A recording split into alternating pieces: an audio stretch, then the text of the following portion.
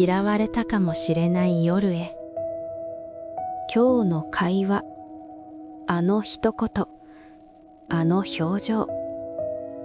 たったそれだけのことなのに、思い出すだけで胸がざわつく。何か間違えたかな。変な空気にしたかな。帰り道、頭の中で何度も何度もあの瞬間を再生してしまう。